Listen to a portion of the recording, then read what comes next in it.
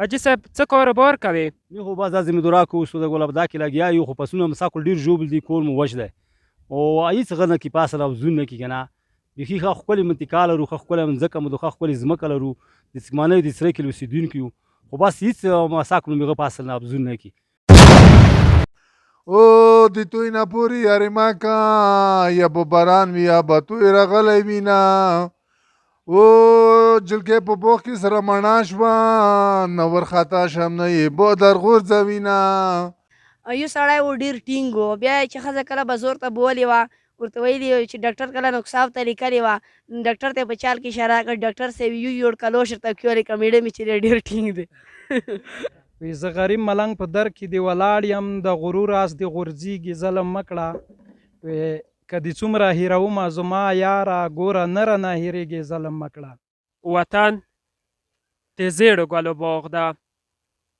وطن د زیړو ګلو باغ ده د مسافرو پکې نشته نصیبونه السلام علیکم ورحمت الله وبرکاتو زه طاهر جان ملیار د طاهر میډیا څخه تمه ده چې ټول به راته روغ جوړ او صحتمنده به وای د تیر په څیر یو ځل بیا مې وغوښتل چې تاسو سره د څمکنۍ ولسوالۍ طبیعي ښکلا شریکه کړم نو په دې ویډیو کې مې درته د څمکنۍ ولسوالۍ دوه مختلف کلي راخیستي ویډیو را سره پوره وګورئ چینل سبسکرایب کړئ له ملګرو او دوستانو سره یې شریکه کړئ نو دا تاسو دا هم ویډیو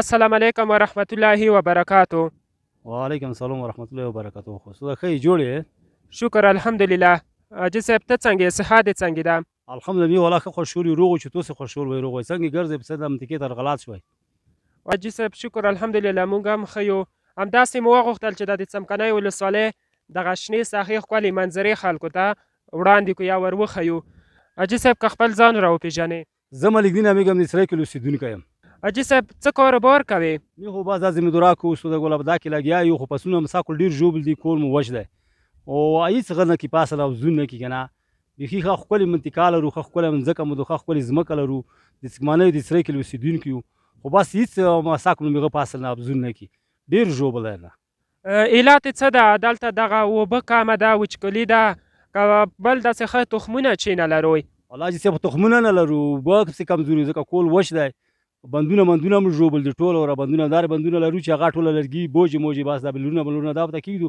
هغه ته وایي چې نوري شي ټولې نه ختم کړي نه ایسي نو موږ والا ډېر مجبوره خلک یو که نه دغه ځای کې هغه لرونه وره بزنس چې موږ په خپلو پیسو کومه منطقه جوړه کړو وی لرو پیسې مېسې شته نه بس دا د توسې دولت ته موږ محتاج یو چې موږ سره د خدای پوره که څوک کمک کړی شي د وزاراتو انجینرونو نه هر چا نه هر چا نه موږ د هیله دو چې مقصد موږ سره خپل کمک وشي مننه حاجي صاحب ژوندی دې وي کور مابود خدای مې عزتمند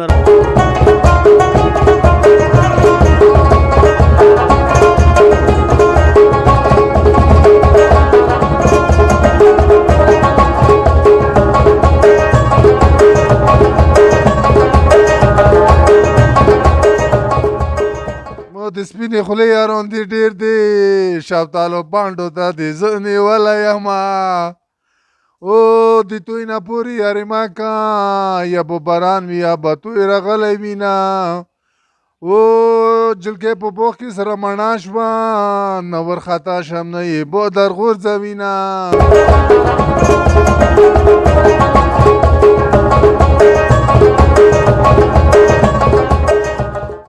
السلام علیکم ورحمت الله وبرکاتو. وعلیکم السلام ورحمت الله وبرکاتو. ډېر ښه ګرانه، نوم مبارک دی؟ نوم یې عبیدالرحمن دی. ډېر ښه. څه لرې لیدونکو ته؟ لیدونکو ته به یوه ټوکه وړاندې کړو. یو سړی و ډېر ټینګ و، بیا یې چې ښځه کله به زور ته بولې وه ورته ویلي چې ډاکټر کله نقصاف ته لیکلې وه، ډاکټر ته یې په چال کې اشاره کړه، ډاکټر صاحب یو یوړ کلوش ورته کیولې کړه، میډم یې چې دی ډېر ټینګ دی. یو باید اورېدونکو لپاره وړاندې کړم. وایي سل ځله که بد شي خو په بد وخت کې په کار راځي. وایي سل ځله که بد شي خو په بد وخت کې په کار راځي. خوار دی وي، فقیر دی وي، ملنګ دی وي، سرتور دی وي خو ورور دی وي. ماشاءالله ډېر ښه. السلام علیکم ورحمت الله وبرکاتو. وعلیکم السلام ورحمت الله وبرکاته. مننه ګرانه. نوم مبارک دی څه ده؟ نوم مبارک مې شریف مت خان دی. ډېر ښه. د کوم ځای اوسېدونکی یې؟ د پکتیا ولایت څمکنۍ ولسوالي منداخیلو څرې کلي اوسېدونکی یم. ماشاءالله ډېر ښه. ګرانه په کوم کاروبار باندې بوخت یې؟ مقصد څه مصروفیات لرې؟ مصروفیات خو په حال زده کوونکی او 12م ټولګي زده کوونکی یم. ډېر ښه ماشاءالله. ګرانه د خوښې مضمون د کوم یو ده؟ د خوښې مضمون هر یو زه خوښوم، خو ډېر چې خوښوم بیا ریاضي او فزیک. ډېر ښه. مقصد ریاضي فزیک د ډېر خوښېږي. څه غواړې چې په راتلونکي کې جوړ شې؟ راتلونکي کې غواړم چې یو ښه قوي انجینر جوړ شم. ماشاءالله ډېر ښه. الله دې همدا هیله تا په زړه او بلکې تا په رښتیني ژوند کې چې دی پوره کړي. امین. تو سره د ټولو افغانانو هیلې دې الله پوره کړي.